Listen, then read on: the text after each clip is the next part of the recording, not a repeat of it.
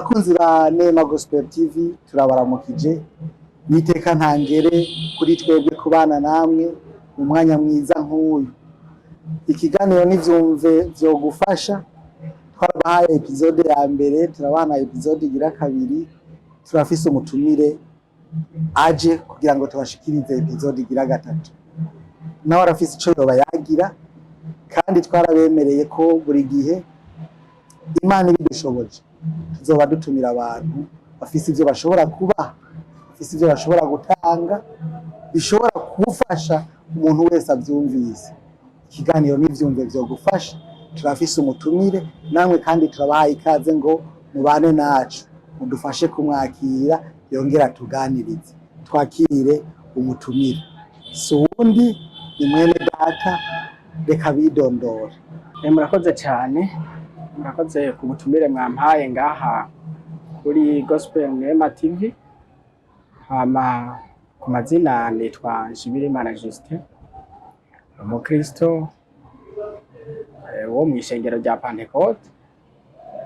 Nsanzwe mva Bubanza mu bubwiriza bwo mu Kivyuka, ariko muri ino myaka nsengera ngaha mu Kinama.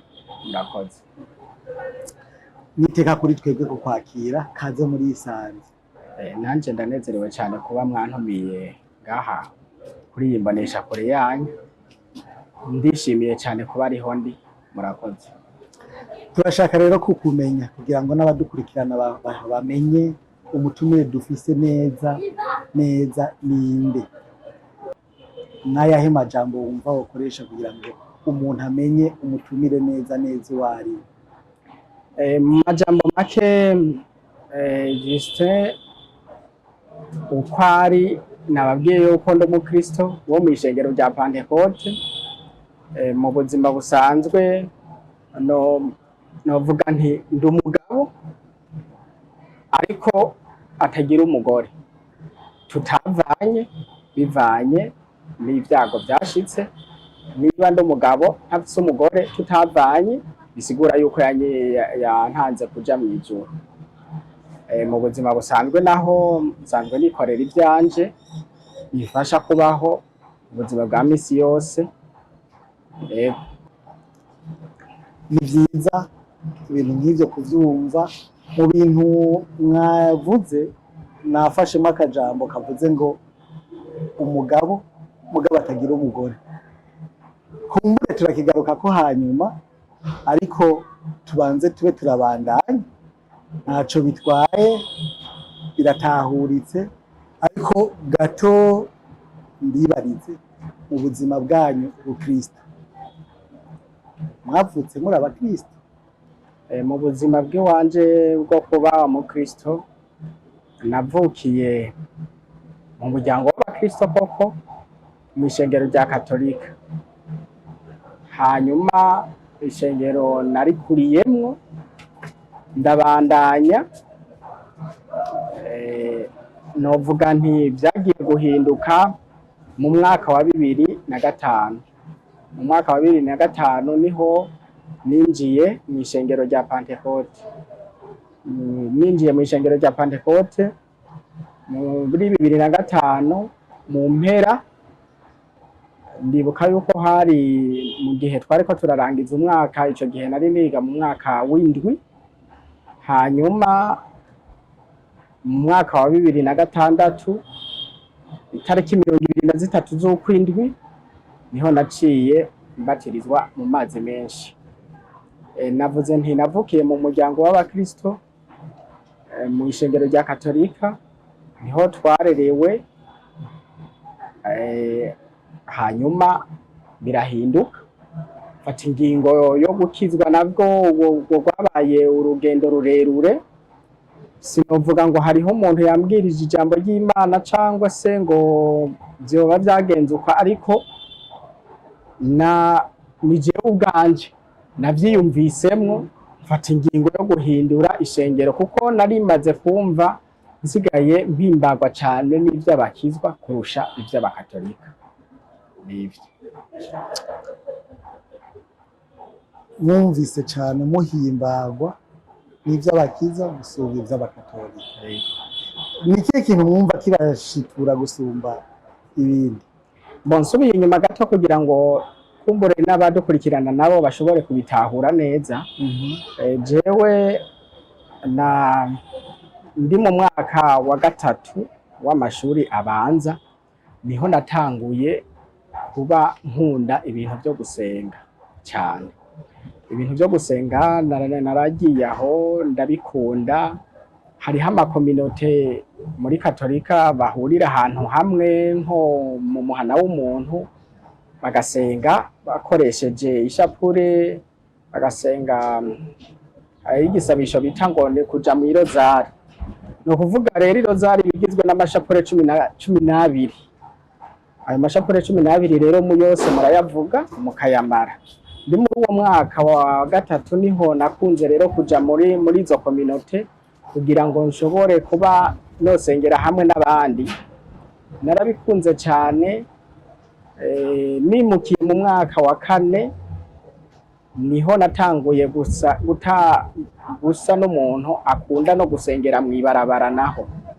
Ni ukuvuga mu nzira ndiko ndataha mvuye ku ishure narashobora gufata ishapure yanje nkatangura gusenga, nkasenga kubera nyene niga ahantu kure cyane.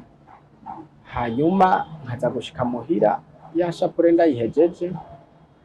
Mu mwaka wa 5 ndabibandanya. Mu mwaka wa 6 sinabikomeje cyane, ariko ngeze rero mu mwaka w'indwi niho nagomba mvugire urugendo rwanje rwo gukizwa. Natanguye kumva nkunda cyane kumva indirimbo z'abakizwa. Tuvuge nk'ubu ndenganye impande y'ishengero ry'abakizwa, numvise bariko bararirimba narashobora guhagarara nkarindira umwanya wose baza kuririmba mpagaze impande y'ishengero nkumviriza. Nkumva rero birandyoheye cyane, birandyohera, birambamwo cyane gushika umwanya jewe nyene nafashe ingingo ndavuga ati ibi bintu ndumva bimaze kunyohera cyane, reka ndavyinjiremwo numve ivyo ari byo. Niho rero natanguye ndinjira swate nkaja muri Pentekoti nkumviriza, nkaja ahandi mu yandi madini atandukanye ndumviriza. Ariko rero mu nyuma ndateba ndafata ingingo ndimukira muri Pentekoti burundu no gushika uwo munsi. Rero numvise no kubaza ikintu cagufashije gucagura kuki wahisemo Pentekoti muri izo zindi ayandi madini wari umaze gutembera? Impamvu nahisemo Pentekoti kurusha ayandi madini nari maze gutemberamwo nuko muri Pentekoti niho novuga nti nakuye ibintu byinshi byamfashije.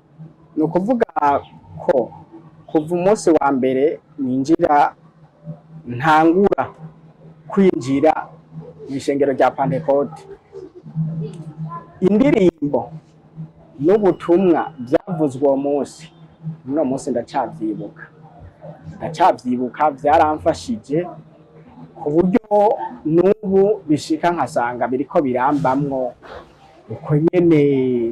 Ngerageje kwibuka kahise kanje nkaca nsanga ndiko ndibuka izo ndirimbo bigeze kuba bariko bararirimba ico gihe, ubutumwa bwavuzwe.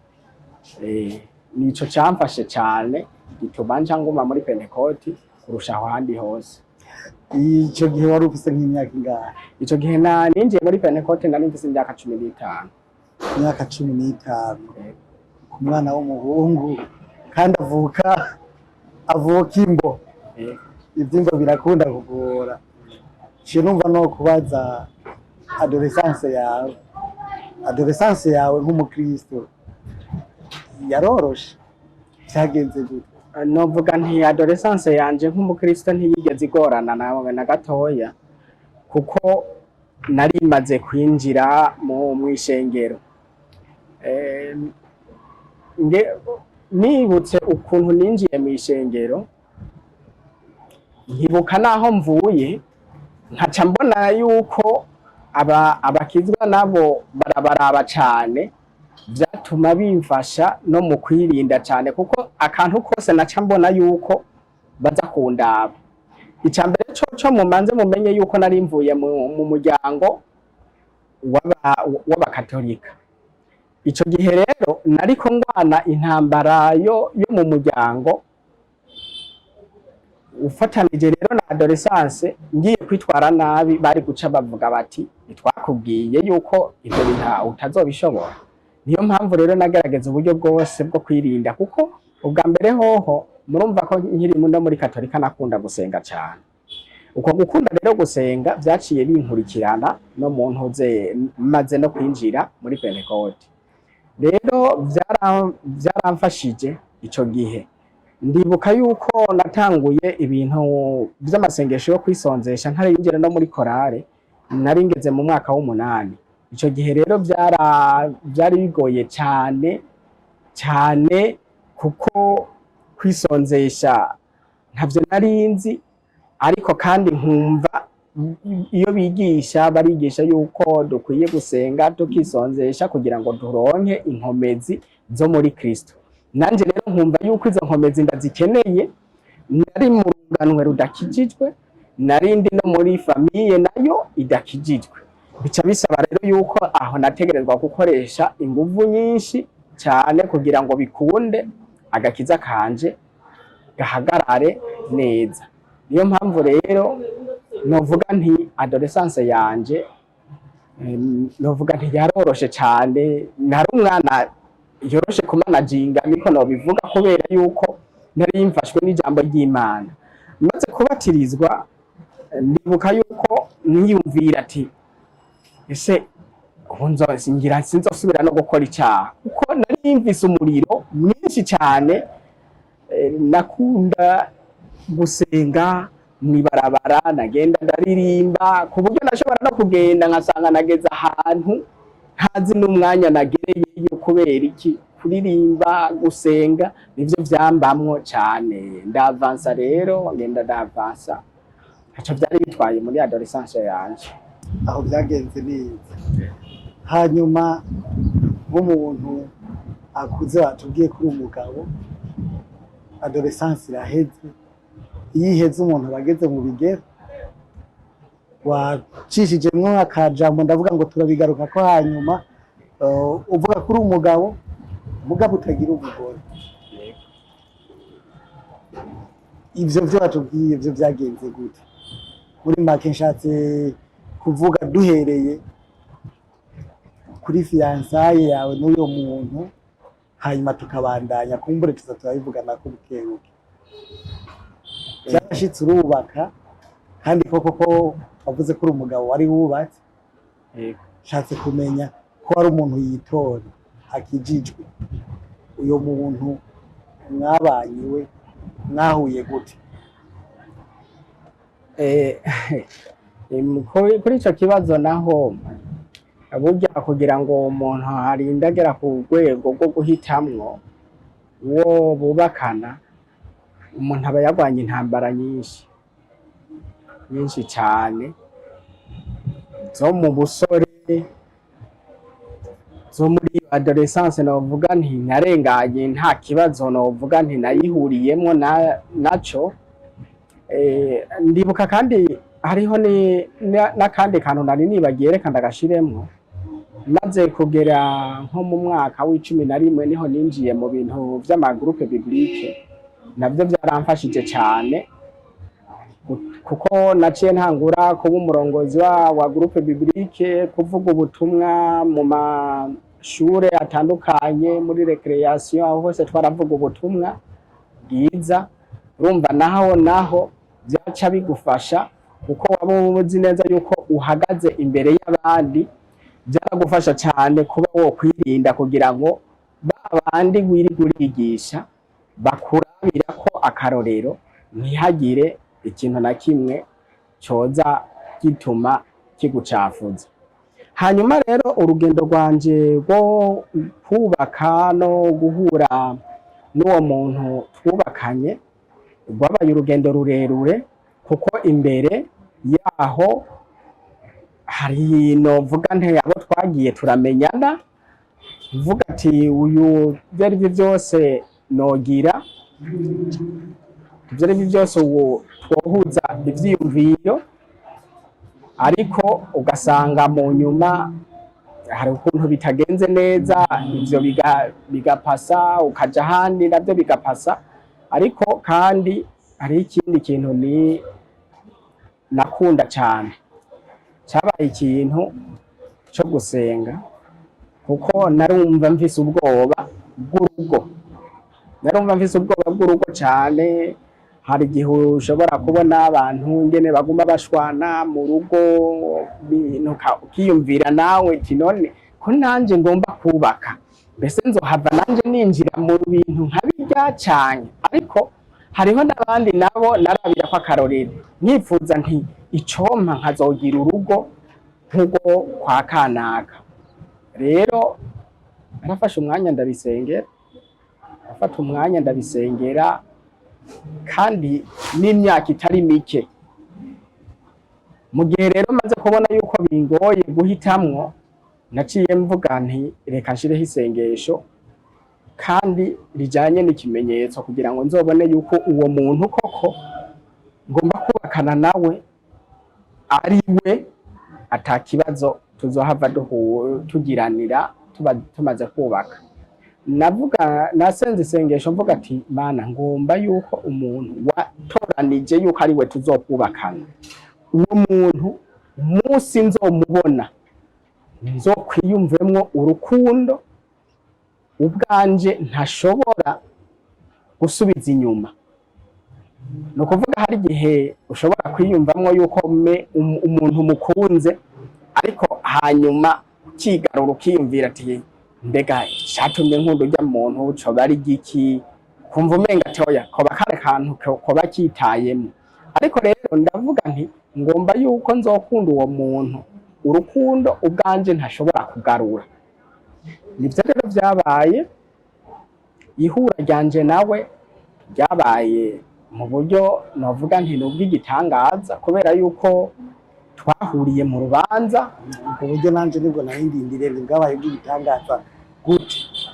Ego bwabaye bw'igitangaza kubera twahuriye mu rubanza, mu rubanza rwa muvyara we. Uwo muvyara we nanje yari umugenzi, twigeze guhurira ku ishure rimwe, duhuzwa n'amagroupe biblique dusenga, kandi tukaba twari dusangiye izina rimwe ry'ikirundi duhurirako, n'abantu bakavuga yuko dusa, tuba bagenzi imyaka myinshi. Ni ukuvuga twatanguye kuba bagenzi mu mwaka wa 2008, turabandanya turabagenzi n'uwo muhungu gushika rero igihe yagombye kubaka mu mwaka w'2020. Niho rero nanje novuga nti twaciye duhurira n'uwo yabaye umufiance wanje. Mu buryo bw'igitangaza gute? Ni ukuvuga yuko jewe nkimubona umutima warakubise, numva umenga ngomba kuvyirengagiza, ariko nkumva neza yuko mu mutima nguma nibuka yuko hari umuntu mbonye, nkifuza rero kumuraba cyane. Nivyo vyabaye, mba mu buryo bwo kumuraba, kumukurikirana, nkumva umenga twoguma turi hafi na hafi, ariko kandi nkumva nta kintu mvise cyo kumubwira, kubera yuko abantu banzi barazi yuko ntigeze mba umuntu ashobora kuganiriza cyane abantu b'abakobwa. Siniko bakobwa gusa, n'umuntu tutazinanye birangora cyane kumuganiriza. Rero nanje nta kintu kinini nari numva mvise ndamubwira, ariko nkumva yuko hari ukuntu ndamwakiriye mu buryo budasanzwe mu buzima bwanje.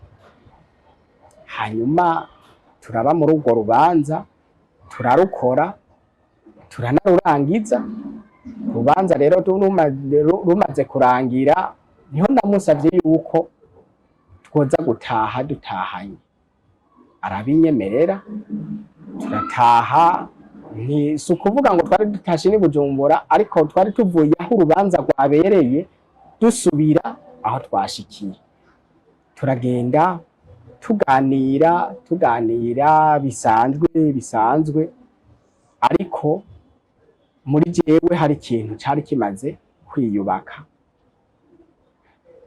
ku buryo uwo munsi twahuye iryo joro, urubanza no kuvuga rumaze kurangira, rumva harabaye mw'ijoro, turafunguye turagiye kuryama, bwagiye guca numva yuko uwo muntu maze kumukunda cane.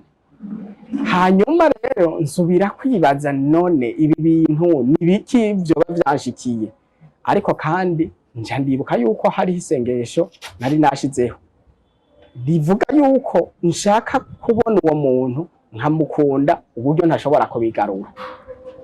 Nja ntangura kwibaza, mbega vyoba ari rya sengesho rishitse, yoba ari ubureuro canke nibiki?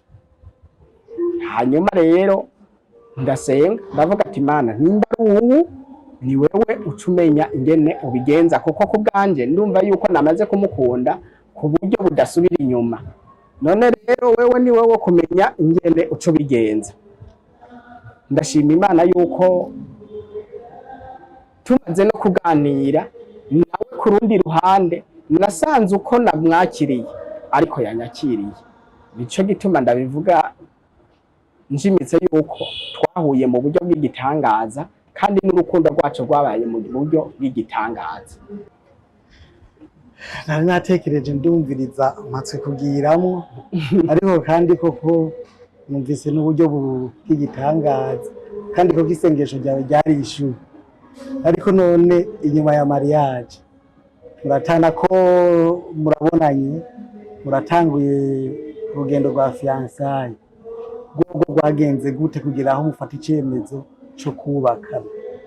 Urugendo rwa fiançailles ntirwabaye rurerure, kubera yuko twabonanye itariki 10 z'ukwicumi nyene muri 2020, duca twubaka itariki 26 itariki 29 z'ukwa gatandatu muri 2021. Bivuze rero ngo twabanye tumaze amezi 8 tubonanye. Ni ukuvuga yuko fiançailles yacu yafashe ikiringo c'amezi 8 yonyene. Murumva yuko kitigeze kiba igihe kirekire. Ni ukuvuga kuva tubonanye nta birebire, twaciye dutanguza umugambi wo kubana. Niyo mpamvu mwumva ata fiançailles ndende yigeze ihaba. Muri fiançailles yacu nta kibazo na kimwe twigeze tugira, nta kintu na kimwe tutigeze duhurizako. Mu bintu vyose bibaho muri fiançailles, ibintu vyose twabihurijeko. Hanyuma dufata iyo tariki yo kubaka, tuca turubaka rero. Abantu bakiri bato hari igihe bihakanya bakavuga bati reka twihakanya kangana gutyo. Mugabo mwebwe fiançailles yanyu yabaye gato, bivuze ngo mwahuye mutera munyarutsa ibyo gushinga urugo. Ni ingingo mwafashe uko canke ugereranije nabo bandi bafite ikiringo kirekire? Kuko mwebwe mwabigize bigufi cane bigeze hiye. Bon, sinzi impamvu novuga ngo twabigize bigufi cyane bigeze hiyo, ariko mu buzima bw'iwanje namye nzi neza yuko nta muntu nshobora gufata umwanya ngo ndiko ndiyiga, kubera navuga nti nimba byavuye ku Mana, uyu muntu nta kibazo na kimwe tuzogirana. Nta ivyo nasavye ku Mana, uko nashaka guhura nawe, uko nashaka kumukunda, uko nagomba yuko tumeranira, nabona bikwiriye. Muri ico gihe rero, mu gihe nari mbona yuko maze kwitegura mu buryo butari buke, nari mbona yuko maze kwitegura akatari gato. Niyo mpamvu naciye musaba kubana, nawe aravyemera ati nta kibazo na kimwe gihari. Sinovuga rero ngo noba nafashe umwanya ngo tugomba kwigana umwe hagati y'umwe n'uwundi, kuko nari maze kubona n'abantu bakoze fiançailles y'imyaka 2, 3, 4, 5 bashika mu rugo bikanka. Finalima rero muri ico gihe rero simbona ico umuntu aba yari kariyiga. Niyo mpamvu rero navuze ati singomba kukwiga kuko nta mwanya wo kukwiga mbona uhari. Simfata umwanya wo kurondera ubuzima no kwiyumvira ibingene tuzobaho ngo nongere nige n'umuntu. Niba Imana yahisemwo yuko ari wewe, nta mpamvu yo kwigwa ndakwiga. Canke mu rukundo rw'igikizwa rwagufashe usanga byabaye byinshi ku buryo utari umwanya wo kubirindira. Oya, sinobivuga uko, ntabwo ari uko na buhoro buhoro, kuko ubundi bwobwo ahajya kugira ngo umuntu arinde ashikira stade yo kubakana n'uwundi, birasaba yuko amanza kwiyumvira, ngiye gukora iki, nzoba ndi iki kuri uwo muntu. N'uwo muntu nawe mugiye kubakana nawe akamenya position yiwiwe, ico azoba aje gukora, ico ajejwe. Umugabo akamenya ivyiwiwe n'umugore nawe akamenya ivyiwiwe, hanyuma fondasiyo y'iwanyu ikaba urukundo, kuko ibishobisho vyovyo umwanya n'umwanya bitegerezwa guhera, niko bimeze. Ariko fondasiyo y'urugo ubwo ari bwo bwose ni urukundo. Ubwo rukundo nago iyo urugo rwubakiye ku rukundo ntirushobora gusenyuka. Mwubakiye ku bishobisho hoho umwanya n'umwanya bica bisambuka, kuko ibishobisho n'umwanya n'umwanya bihera, niko bimeze. Gato kugira ngo tuce tubandanya n'ibikurikira, niyo periode ntoya mwagize ya fiançailles, ni igiki kintu wibuka ushoboye kugardamo nka souvenir? Ikintu ca mbere nibuka nuko ntashobora kumara iminsi 2 tutabonanye. No kuvuga nari mvise horere yo kuva ku kazi nca kumuraba ku kazi nawe ahakorera, tugaca tuyaga, aca ndamuherekeza nkamugeza muhiri wabo, nanje nkaca ntaha. Ico ndacibuka cyane. Ndibuka kandi yuko twakunda kuvugana ingene twipfuza kuzomeranira mu rugo rwacu. Kandi ikintu gikuru naco catumye mvuga nti uwo muntu ngomba yuko tubana mu buryo uko umwanya wari wose, nuko numva yuko duhuje ibintu byinshi, twari duhuriye ku bintu byinshi. Hariho udukarakteristike tumwe twari dusangiye.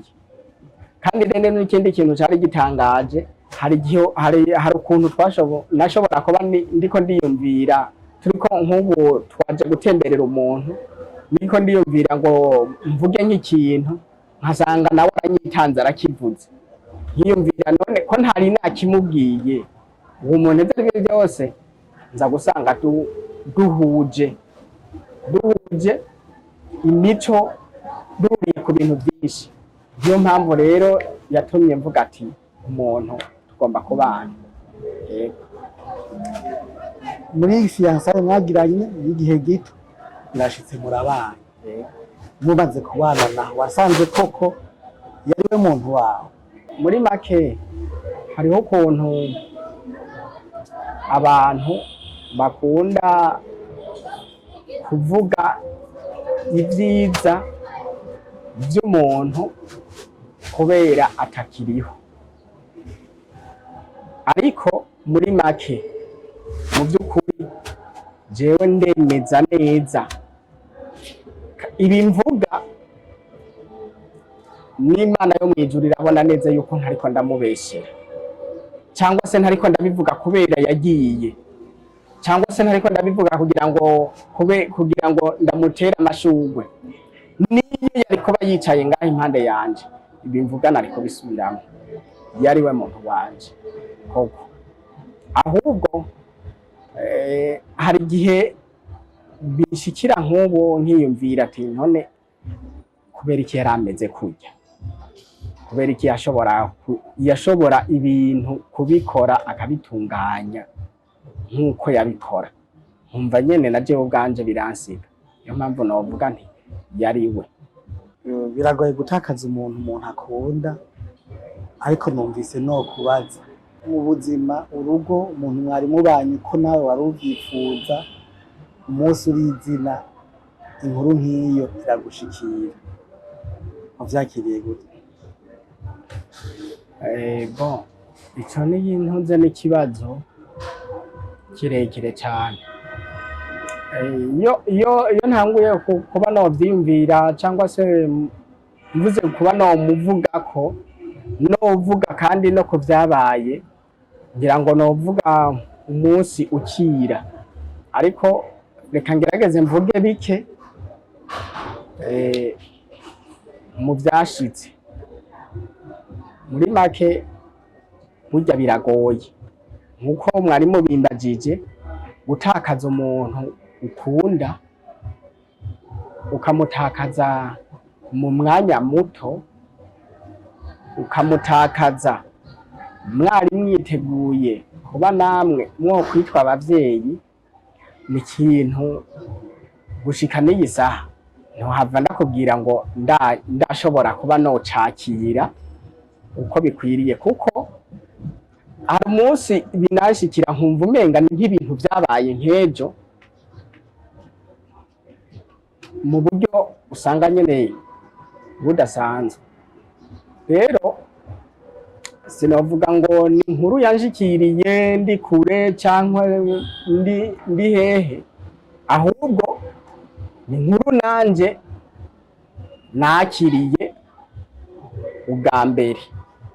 Bigaho vyabaye gikubikubi canke ni yaravafashe umwanya aragwara, vyagenze gute? Ni ibintu vyabaye mu buryo bwihuse cyane, kuko ntiyagwaye.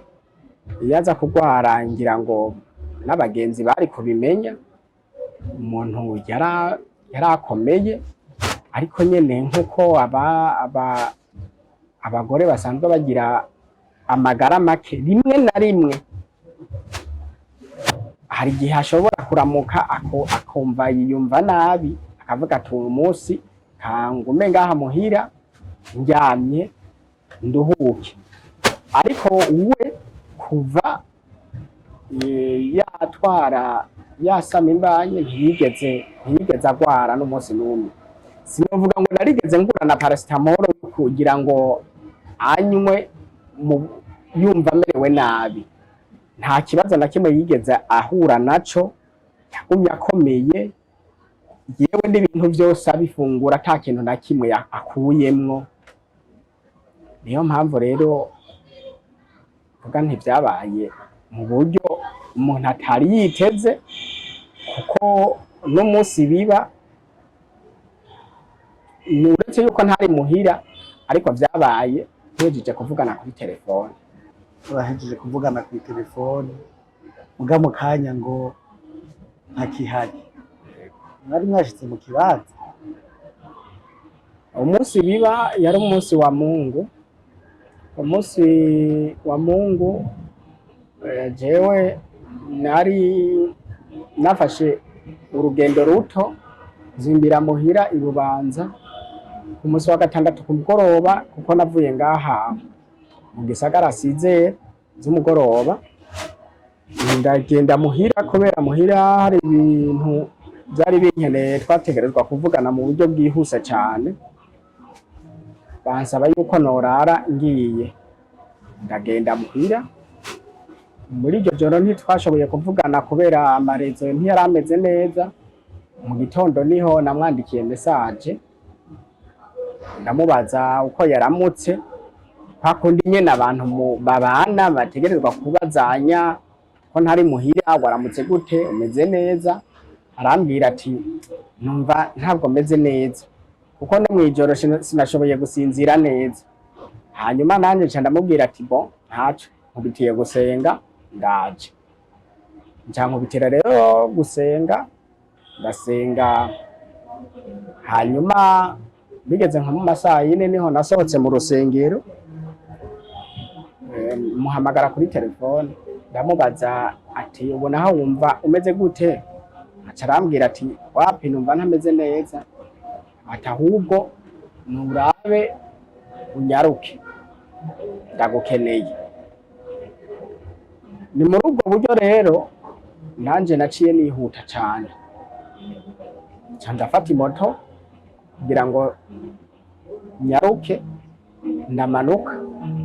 Ariko rero ikibazo nagiye kugira, nagiye gushika muhira mbona menga arasinziriye, muko namubona muko namuraba nabona asinziriye. Sinashoboye rero guca menya yuko mu by'ukuri atakiri muzima. Nihutiye rero kurondera imodoka kugira ngo tugende kwa muganga. Turagenda kwa muganga, dushitseyo abaganga barakoze ibipimo vy'iwabo ko babishoboye, barakora ibipimo umwanya utari muto ugera nko ku mwanya w'iminota nka 30, bariko barakurakuranwa bakora ibipimo, hanyuma baratubwira yuko atakiri muzima. Nari nigeze kukubaza ico kibazo ntiba vyakiriye gute umuganga aje kukubwira ikintu nk'ico, uwo mwanya wumvise gute? Muri make burya abaganga ntibanakubwira yuko umuntu wawe atakiriho, ahubwo hariho iyindi mvugo baza isa niyoroshe, kuko muri uwo mwanya bamaze guheza gukora ibipimo ntibatubwiye yuko atakiriho, ahubwo umuganga yaraje arabaza ati umugabo wiwe ninde? Ndavuga ati ni jewe. Ambaza ati mbega hari impuzu igitenge mwazanye? Kubera mu buryo twagiye kwa muganga, twagiye kwa muganga mu buryo bwihuse cyane, bisanga rero twajanye ishuka zibiri n'igitenge kimwe n'impuzu yagiye yambaye zonyene. Hanyuma dushitseyo rero umuganga niho yambajije eske mbega hariho ikindi gitenge mwazanye? Ndavuga ati yego. Hanyuma kubera nari imaze guhamagara mabukwe nawe yari yamaze gushika, aca bariwe atanga ico gitenge. Agitanze batubwiye ati ntihagira umuntu amwegera amufuke neza. Muri uwo mwanya niho ubwenge muri jewe naciye numva neza yuko umuntu wanje atakiriho. Kuvyakira rero biragoye, hariho amajambo bamwe bakoresha mu Kirundi ngo amarira y'umugabo atemba aja mu nda, ariko muri ico gihe ntivyashobotse, habaye nyene amarira. Ariko kandi ni ibintu vyashitse, urumva umuntu atiteze, vyarangoye kwakira cane gushika n'iyi saha sinojaho ngo nemeza abantu ngo ndashobora kuvyakira. Oya nukuri sindashobora kuvyakira, kuko gushika iyi saha amayimaje y'uwo munsi ingene vyagiye birakurikirana ndacabifise muri jewe. Yaciye igihe kingana gute? Haraciye amezi 8 arenga. Si igihe kinini umuntu abuze umukunzi, ariko kandi numvise nifuje kumenya ibintu nk'ivyo bibaye, haba mu muryango haba mu kibano, nabo baragira ingene bavyakira.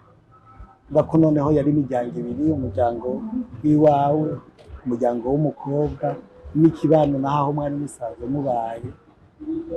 Ivyo bice bitatu navyo bobo bavyakiriye gute? Nabo navuga nti nabo ni ibintu byabagoye kwakira, haba mu muryango w'iwanje, haba no mu muryango aho yari yaravuye, haba no mu kibano, kuko umuntu asanzwe abanye neza n'abantu. Kumva rero ngo aragiye akagenda mu buryo bwihuse, akagenda ari umuntu akiri muto, akagenda ari umuntu ariho agikora ubukwe, usanga mu by'ukuri ari ibintu bigoye abantu babyumvise. Ni nka kurya kw'inkuba ikubise rimwe na rimwe, urabona yuko abantu bose bayumvise bikanga.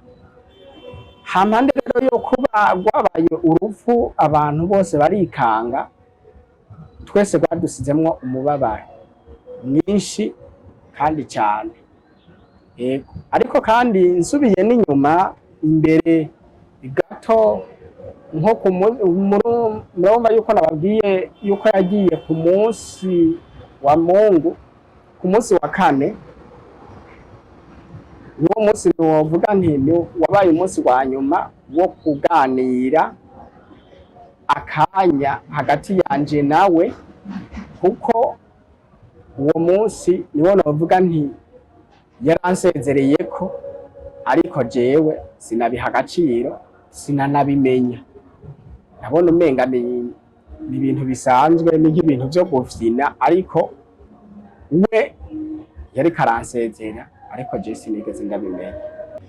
Hanyuma ibyo birabaye nuko kuntu wavyitwayemwo, co gituma abantu tubabwira duti ikiganiro twacise vyumve vyogufasha, kuko birafasha umuntu n'uwundi mu gihe iki canke n'igihe kindi. Inyuma rero yaho naho urumva ubuzima kuri wewe mugenzi we yaraburangije, mugabo wewe bwari bugikomeze. Ubuhoho ubuzima bwabandanije gute? Ko ari umuntu umenyereye, umuntu mubana, mugabo uza kwisanga usigaye ari umwe, ubuzima bwabandanije gute? Ubuzima bw'inyuma ni ubuzima bugoye, ubuzima bugoye cyane,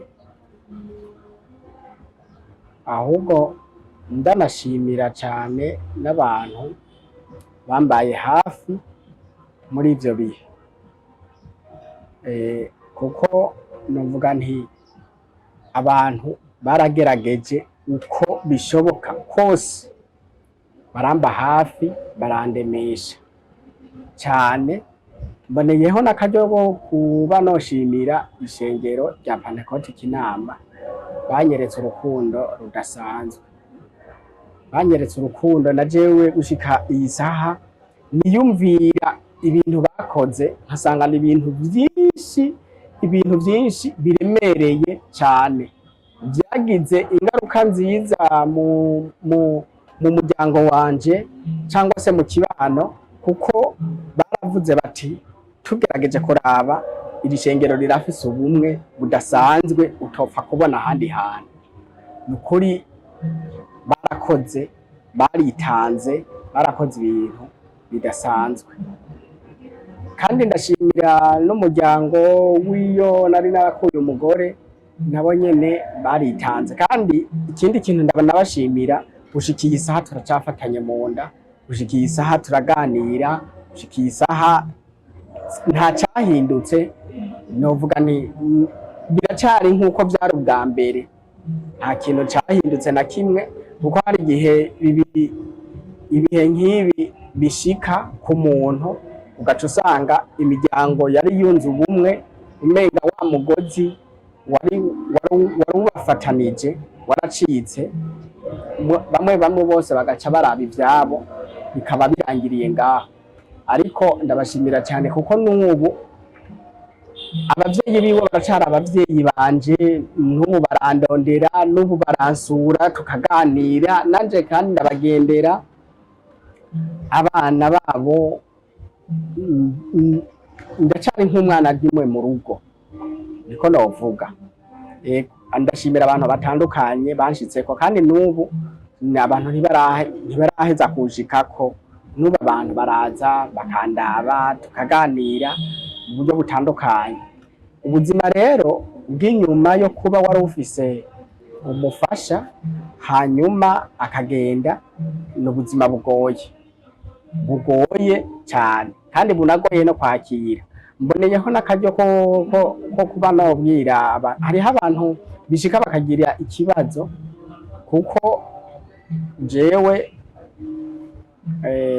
novuga nti ndafise n'intuze n'impuzu ziriko amafoto yiwe nambara nakoresheje inyuma yuko agiye.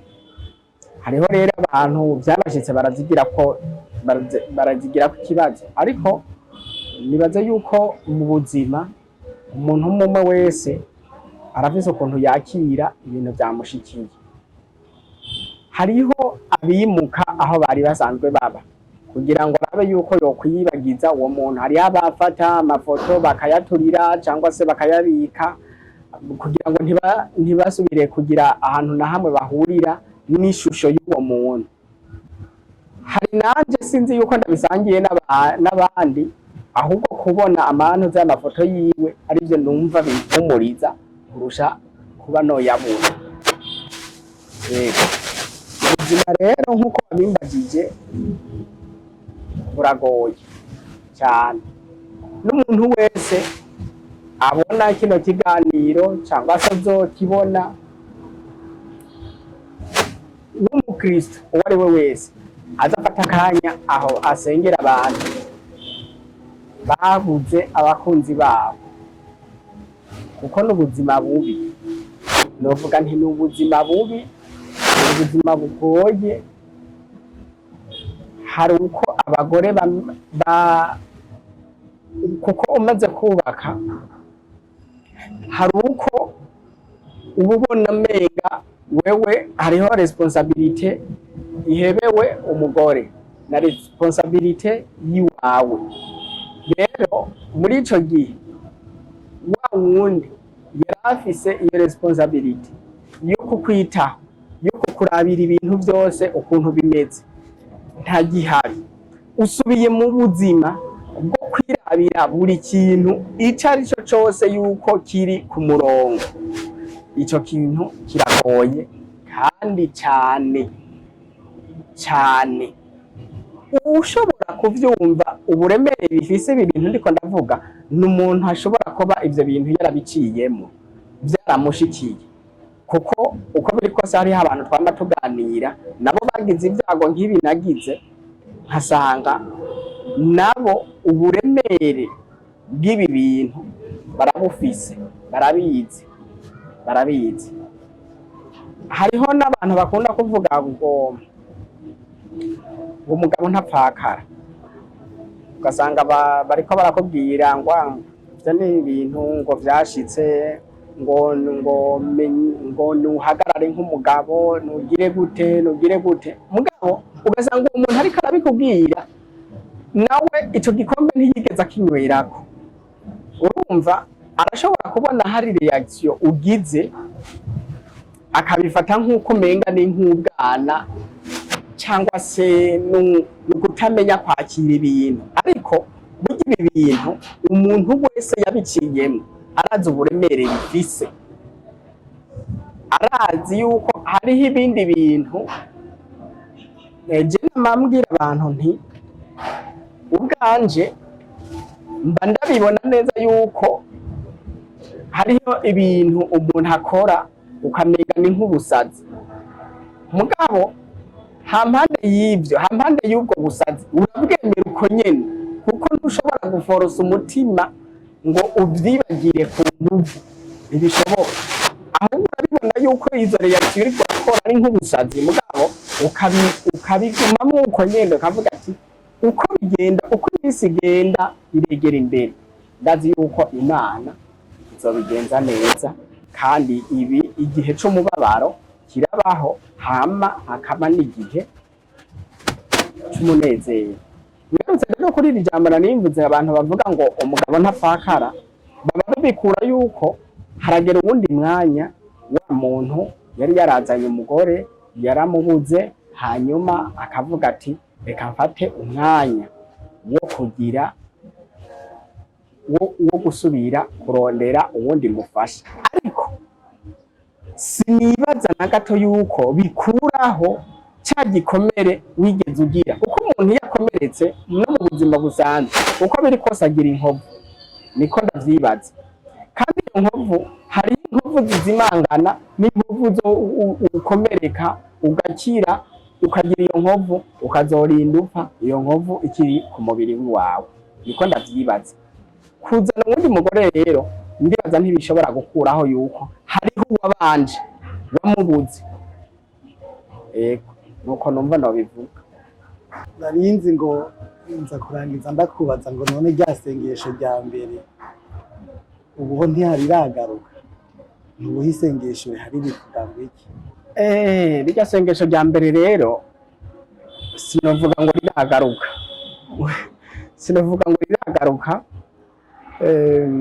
ariko burya nagira ndakubwira yuko hariho ibigeragezo uba ushikamwo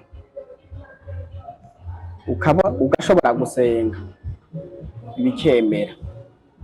Hariho n'ibigeragezo ubamwo gusenga ntibishoboke, ahubwo ukicara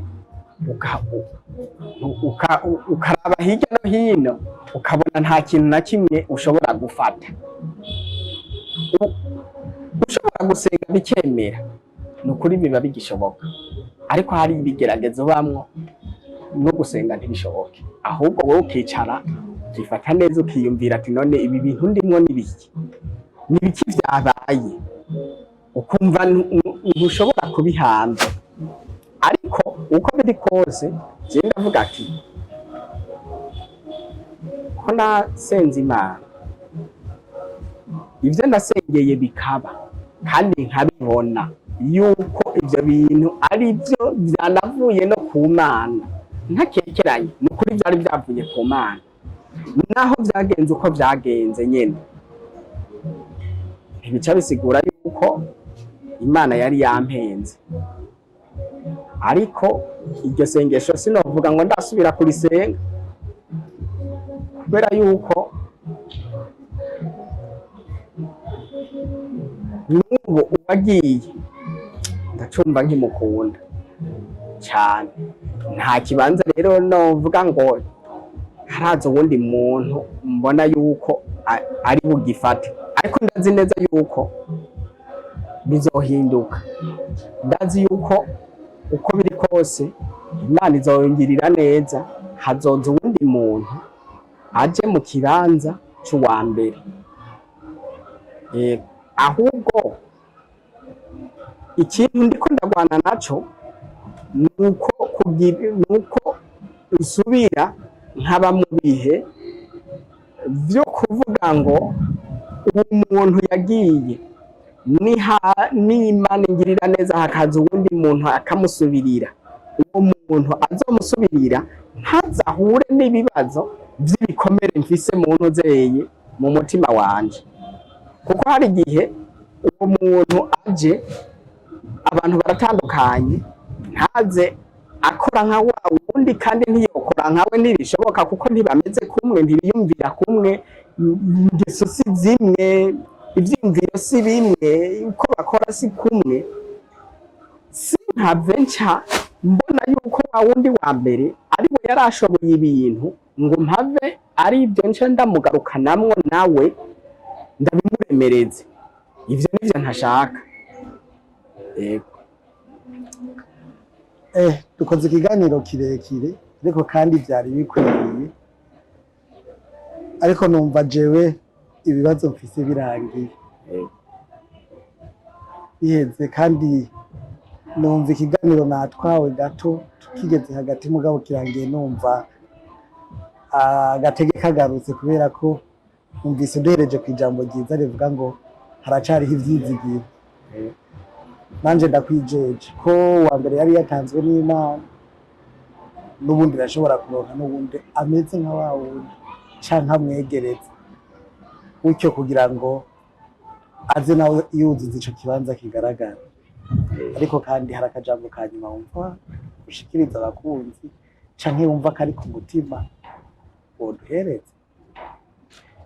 Ego, muri make ikintu numva novuga,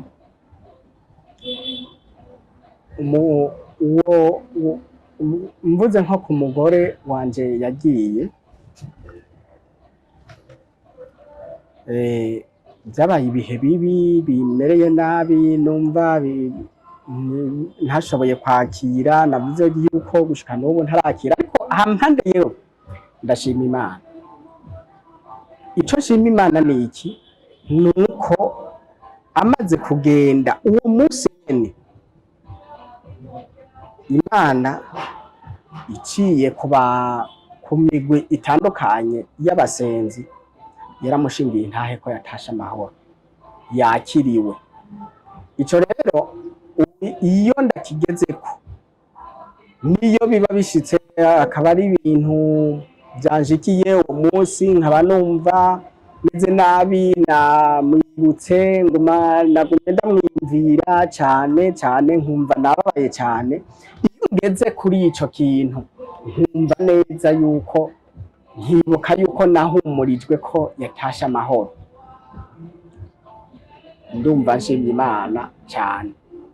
Hanyuma akajambo nohereza ko nashimiye abantu bambaye hafi kandi namwebwe dukoranye kino kiganiro ndabashimiye cyane, kubera ndazi yuko uko biri kose abantu bazogikurikirana ntibazobura ico bakuramo uko vyogenda kose, kandi nihagira ico ikibafasha bizoba ari vyiza. Kandi kajambo novuga abantu bagize ikibazo nk'ico nahuye naco, abo bantu bahumure, tukiri mw'isi turacafise ivyizigiro yuko Imana izosubira ikabigenza neza ikatugirira neza. Hanyuma kandi twirinde Imana niyatugirira neza ntituzobigarukane mu ngo nshasha tuzoba twubatse, kugira ngo ntibihave biza kuremera abo tuzoba twasubiye kuronka mu nyuma. Bahumure nanje kandi ndiko ndihumuriza, ndazi neza yuko bigoye ariko uko biri kose bizogenda neza. Imana ishimwe muri byose. Ntidushima Imana mu vyiza gusa, ariko niyo habaye n'ivyago naho nyene nk'uko ijambo ry'Imana ridutegeka gushima mu vyiza no mu bibi. Urumva yuko biba bigoye gushima yuko uwawe yagiye ntukimubona. Nisubiye kandi nyuma gato, burya biragatera n'ihungabana mu nozeye mu buzima bw'umuntu, biraguhungabanya. Nk'ubu hariho ivyo nahevye nakubwira yuko kugera iyi saha nahagaritse kunywa ifanta kubera twarakunda gusangira agafanta. Nasubiye rero kuza ndazinywa nkacangwa nsanga ndiko ndamwibuka cyane nje ndazihagarika. Byaranshikiye ndashobora kumara amezi agera nko kuri 5 ashobora guterwa umwana kubera narimvise ihungabana yuko umwana wanje yagiye, narimaze kwitegura kuba umuvyeyi. Ivyo rero ibyo ni ibintu bigenda bishika ariko umuntu akagenda birahinduka buhoro buhoro. Isi vyizigiro yuko Imana izobigenza neza kandi koko niko bizogenda. Ndabashimiye cyane. Murakoze cyane. Ni kuri iryo jambo ry'ihumure turangirije kikiganiro ko kibihe biraba vyiza ahandi bikaba bibi, ariko kandi buri gihe Imana ihora ari Imana. Twizere ko mwafashijwe, abari mu bihe nk'ivyo mworoherwe. Vyizigiro biracahari, Imana iriho kandi hari kugira ngo isubire kutugirira neza. Jewe twakoranye ikiganiro yari Justin Mbayimana ku bwa Neema Gospel TV. Umwami Imana abahezagire.